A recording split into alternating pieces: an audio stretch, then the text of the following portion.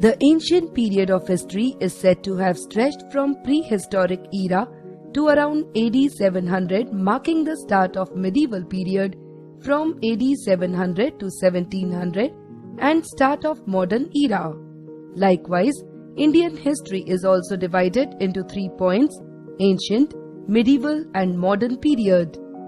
The death of King Harshvarshana in AD 700 marked the beginning of medieval Indian history. It was the period that has been strongly associated with the Islamic influence and rule in India.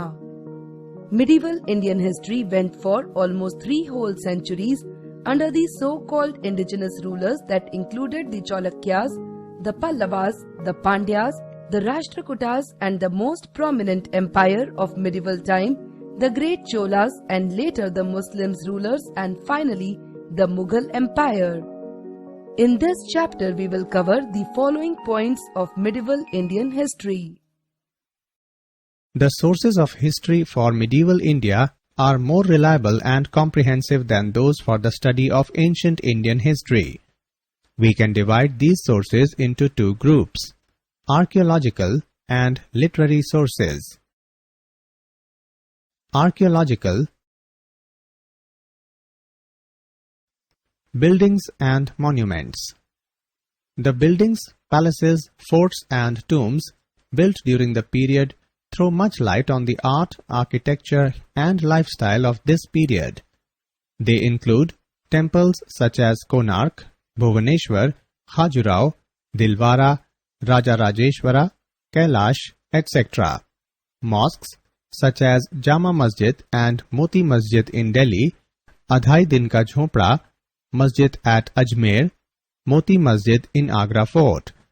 Mausoleums such as the Taj Mahal at Agra, etc. Forts like Red Fort and Tughlakabad Fort in Delhi, Agra Fort in Fatehpur Sikri complex at Agra, Gwalior Fort, Ranthambore Fort, Mandu Fort, Chittorgarh Fort, etc.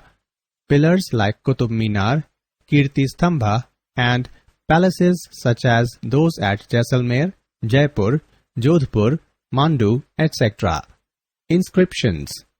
The inscriptions carved on stone and copper tablets, pillars, walls of temples and tombs give useful information about contemporary languages, dates of historical events, land revenue system and religious beliefs. Coins. Coins and seals provide information about the rulers and their administration. These coins were made of copper, silver, gold, and even lead. They throw light on contemporary languages and names of rulers, dynastic chronology, land revenue system, socio-economic conditions, and religious beliefs. Literary sources. The literary sources of this period are religious works and commentaries on classical texts. Manuscripts have been found which date back to the early medieval period. They are written on palm leaves, bark of birch trees, and animal skins. They were written and compiled by Jain and Buddhist monks. Paper began to be used widely now, and the number of paper manuscripts are seen to exceed texts written on other types of surfaces. It was in this period that paper became a popular surface for those writing chronicles, petitions, judicial records, records of accounts and texts, holy texts, and for transcribing the teachings of saints. There are several authentic and largely unadulterated works. These include biographies of Mughal emperor like Babur's autobiography, Tuzuk-e Babari, Jahangir's Tuzuk-e Jahangiri, the biography of Humayun written by his sister Gulbadan Begum, Humayunama, and Abul Fazl's gushing eulogy on his master Akbar, Akbarnama. We also have literary and historical works written by Abul Fazl, Faizi, Firdausi, Amir Khusro, etc. We also have revenue and land records of some rulers which throw light on the administrative system during the medieval period. Among the famous Sanskrit compositions is Raj Tarangini, written by Kalhana, which records the history of Kashmir. Foreign travelers.